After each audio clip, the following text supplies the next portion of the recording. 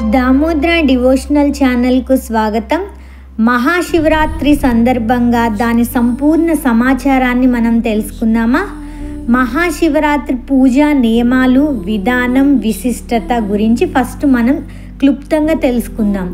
దేవాది దేవుడు పరమశివుని ప్రసన్నం కొరకై చేసే పూజల్లో శివరాత్రి ఎంతో ప్రధానమైనది. శివరాత్రి నెలకు 1 చొప్పున 12 నెలలకు 12 శివరాత్రులు వస్తాయి కదా. వీటిల్లో మహాశివరాత్రి సంవత్సర కాలానికి 1 మాత్రమే వస్తుంది. ఇది కూడా మనందరికీ తెలుసు. ఈ మహాశివరాత్రి మాఘ బహుళ చతుర్దశి నాడు, అంటే చంద్రుడు శివుని జన్మ నక్షత్రమైన ఆరుద్రాయుక్తమైనప్పుడు సంభవిస్తుందని, పరమశివుడు ఈరోజే లింగాకారంగా ఆవిర్భవించాడని శివపురాణంలో చెప్పబడిందని పండితులు చెప్తూ ఉంటారు. ఈ మహాశివరాత్రి రోజు తెల్లవారుజామునే నిద్రలేచి శిరస్నానం చేసి సాంప్రదాయ దుస్తులు ధరించి శివుని గృహములో పూజలు చేసి సమీప శివాలయాన్ని దర్శించుకుంటూ ఉంటాము. శివునికి ప్రీతికరమైన బిల్వపత్రాలను, ఆవు పాలు, తేనె, పంచామృతాలతో అభిషేకించి తన్మయత్వం చెందుతూ ఉంటారు. రోజంతా ఉపవాసం చేసి శివనామ స్మరణతో రాత్రంతా మెలకువగా ఉండి మహాశివరాత్రి జాగారం చేసి శివకృపకు పాత్రులమవుతూ ఉంటాము. రోజంతా యోగ దీక్షలో ఉంటూ ఈ క్రింది మంత్రాలను పఠిస్తూ జాగారం దీక్షను ఆచరించాలి. శివ బీజాక్షరి మంత్రం ఏంటది? ఓం నమః శివాయ. రెండవది మృత్యుంజయ మంత్రం. ఓం త్రయంబకం యజామహే సుగంధిం పుష్టివర్ధనం ఉర్వారుకమివ బంధనాన్ మృత్యోర్ముక్షీయమామృతాత్. ఇది మృత్యుంజయ మంత్రం. మూడవది రుద్ర గాయత్రి. ఓం తత్పురుషాయ విద్మహే మహాదేవాయ ధీమహి తన్నో రుద్ర ప్రచోదయాత్. ఈ పైన చెప్పిన 3 మంత్రాలను మీ శక్తి మేరకు పఠించండి. తొలిసారి రుద్రాక్ష ధరించేవారు ఈరోజు రుద్రాక్ష ధరిస్తే ఎంతో మంచిది. ఈ మహాశివరాత్రి జాగరణ, మహాశివరాత్రి వచ్చిందంటే పిల్లలు, పెద్దలు అందరు ఎంతో నిష్ఠతో జాగరణ నియమాన్ని ఆచరించి ఆదియోగి దేవాది దేవుడైన ఆ పరమశివుని కృప కొరకు పోటీ పడుతూ ఉంటారు. మనం గమనిస్తే సద్గురు కోయంబత్తూర్లో ఆదియోగి దాంట్లో లక్షల మంది, 20 లక్షల మంది అలా వచ్చి జాగరణ చేస్తారు. ప్రతి సంవత్సరం కూడా టీవీలో లైవ్ వస్తుంది. కావాలి అంటే రేపు కూడా ఈవినింగ్ 6 o'clock నుంచి మార్నింగ్ 6 o'clock వరకు లైవ్ కంటిన్యూ అవుతుంది. ఎవరైనా ఇంట్రెస్ట్ ఉన్న వాళ్ళు అది కూడా చూడండి. సద్గురుది అసలు ఎలా అంటే పూనకం వస్తుంది మనకు అక్కడ జరుగుతున్న ప్రోగ్రాం చూస్తూ ఉంటే అన్నమాట. జాగరణలో ఉన్న శివభక్తుల కొరకు పలు సాంస్కృతిక కార్యక్రమాలు, వేద ప్రవచన కార్యక్రమాలు నిర్వహిస్తూ ఉంటారు. శివరాత్రి పర్వదినాన ప్రముఖ శైవ క్షేత్రాలన్నీ శివనామ స్మరణతో మారుమోగిపోతూ ఉంటాయి. శివారాధనలో లింగ రూపంలో పూజిస్తారు. ప్రతి లింగంలోనూ శివుని జ్యోతి స్వరూపం వెలుగుతుందని మన నమ్మకం. వీటిలో 12 జ్యోతిర్లింగాలు ప్రధానమైనవి. ఈరోజు ఉపవాసం ఎందుకుంటారు, జాగారం ఎందుకు చేస్తారు, జాగారం ఎవరు ఎప్పుడు ప్రారంభించారు అంటే దీనికి ఒక కథ ఉంది. అమృతం కోసం దేవదానవులు క్షీరసాగర మథనం చేశారు. అప్పుడు అమృతం కంటే ముందు హాలాహలం పుట్టింది.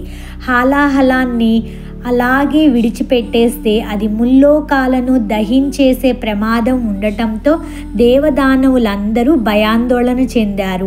హాలాహలం బారి నుండి లోకాలను రక్షించాలంటూ మహాదేవుడైన శంకరుణ్ణి శరణు వేడారు.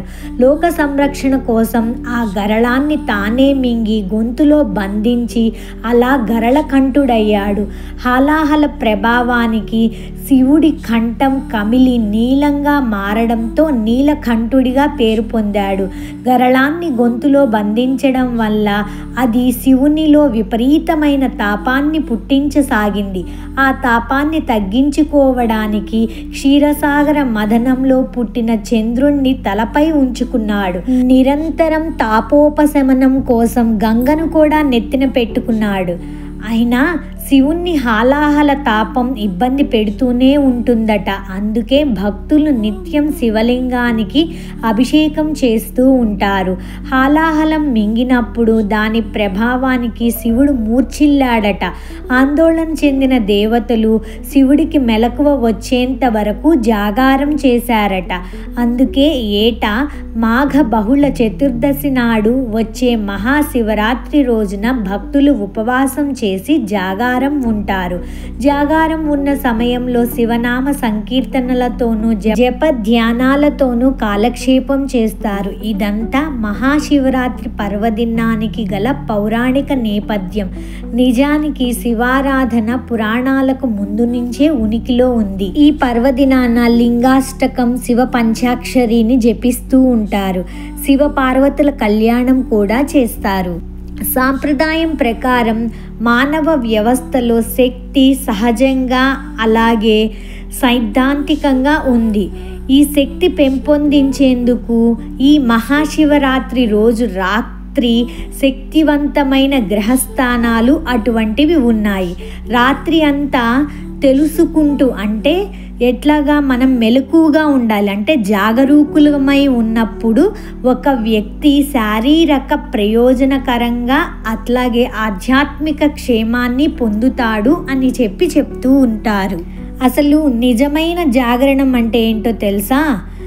ప్రకృతిలో నిద్రాణమయ్యున్న శివశక్తిని శివ పూజ, భజనలు, లీలలు, శ్రవణాదులతో మేల్కొల్పి తాను శివుడై సర్వమును శివస్వరూపంగా భావించి దర్శించడమే నిజమైన జాగరణం అన్నమాట. ముక్తులు మనకు తెలుసు కదా, సాయుజ్య, సామీప్య, సాలోక్య, సారూప్య ముక్తులు.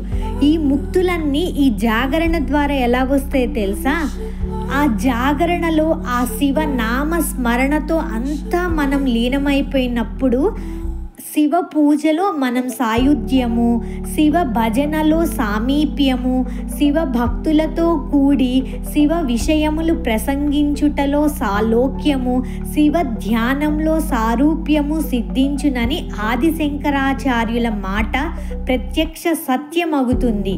ఈ నాలుగింటిని శివరాత్రి నాడు ప్రత్యక్షంగా సాధించుటయే శివరాత్రి జాగరణము. జాగరణ దినమున ఉపవాసం ఉంటారు. ఈ జాగరణ సమయంలో తామున్న గృహ ఆవరణలోనే, తమ స్వంత పంట పొలాల్లోనే, అక్కడి మట్టితో అక్కడే శివలింగాన్ని తయారు చేస్తూ జాముకొక శివలింగం తయారు చేసి పూజిస్తారు.